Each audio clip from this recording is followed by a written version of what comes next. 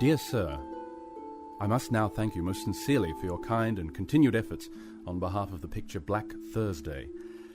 The colonists, however, seem so indifferent about the matter, both here and in Melbourne, that I feel reluctant to thrust a picture they care nothing about upon them.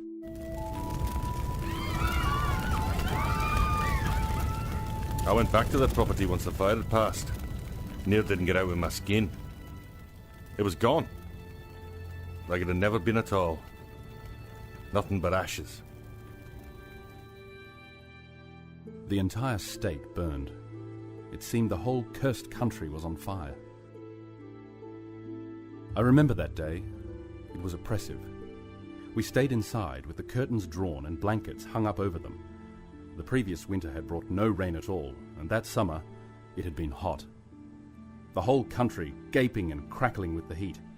A north-northwest wind was blowing dust everywhere. Oh, for God's sake, John, can you not make the mare run straight? She's half mad with fear, and they're blind from the heat and smoke, as am I! Well, keep her to the road at least. Just stay quiet and hold tight to me, Mary. If you let go and come off, you'll be trampled on the stampede. Well, you wouldn't let me go, John, would you? You have to hold on too! John, look out! Oh, mother of God!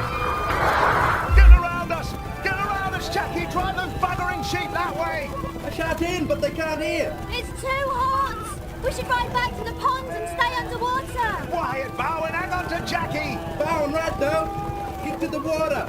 That's what we thought. Bushfire come, get in the creek, stay away from the fire. John, Jackie's right. We should have jumped in the creek. Well, the creek's a mile back. We aren't turning round. With the blacks know it, I reckon it's right. They're a lot more used to this place than we are. We've got 100 head of sheep to save. The livestock's all we've got left. Blast your eye, Jackie. Bring them round.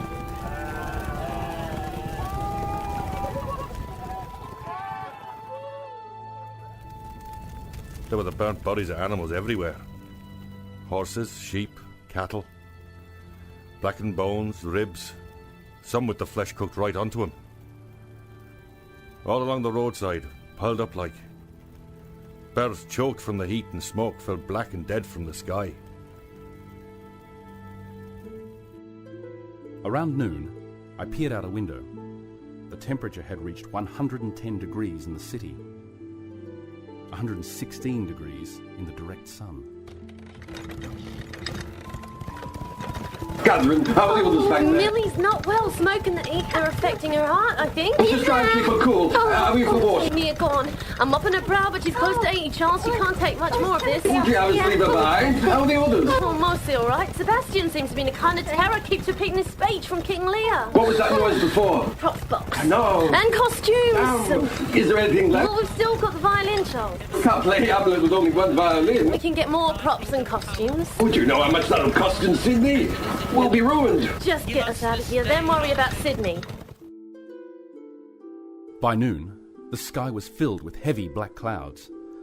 The sun itself, an angry red disk, you could barely see. Ash fell like snow.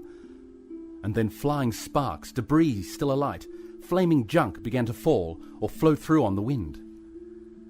We didn't know it, but there were fires burning in Geelong, in the Barrabool Hills, and as far as Gippsland. Along the way, you'd see the metal frames of drays and harness. Nothing else, just the wagons. Their cargo, their horses, their drivers, burnt away to nothing. I'm told ships in the bay sat terrified as sparks and embers landed on their decks or in their sails, setting them to blaze. Religious or not, you could hardly fail to think this might be the end of days. No, hold on, Annie, hold on. I can't breathe, Mama. I want to sleep. I know, dear, but not yet. You have to stay awake. We'll be underway presently. Your dad and I'll not be the ones to abandon my precious baby girl for the Joseph, you stay on the dray. I'm trying to hold on, Ma, but it's hot. This is the end of the world, Mama. There's an angel behind us, a bad angel. It's just the flames. There's no such thing as bad angels. Oh, come on, breathe through this wet rag. Just keep the ash and smoke out of your lungs. Joseph, where are you going? I'm going to go up down with the horses. No, you stay here. You stay with us. Mama, I can't stay awake. Come on, Annie. Stay awake, darling. Just breathe through the rag. Pat, can you not get the animals to move? I think they're beyond movement, Lizzie. Half come mad and the other half maybe dead from smoke. think it's time we took a new approach to our flight. It'll do us no good to fog these beasts any harder. Oh, what is that dreadful smell? Eucalyptus oil. It means the fire's very close. The heat sweats it out of the trees. It's very dangerous. We have to move. Any one of these trees might... When I returned home, here to London, I couldn't get that day out of my mind. I fell to painting it, from memory and from reports that I had clipped from newspapers. Many of the unfortunates that made the papers are here in the painting, in what must have been the worst day of their lives. There was nothing left. Thousands and thousands of acres of land. Ashes and bones and death. Had it not been for the small creek I happened upon, I'd be amongst the dead. A sweeter peace I can no imagine. My wife and my boys I found not far from the waterhole I hid in. Burnt, blistered, cracked, blackened. The sight will no leave my mind. And this withered, burnt stump of an arm is here to remind me every second of what more I lost. It is perhaps small wonder that the colonists do not want this painting. It is a terrible memory made visible for eternity. Perhaps I would not want it either, were it not all I can see when I try to sleep. This is the country the Empire has claimed as its own, this land of opportunity and gold. We have been settlers and explorers in hell, that's all. And this Black Thursday should remind all such that the devil will have his due.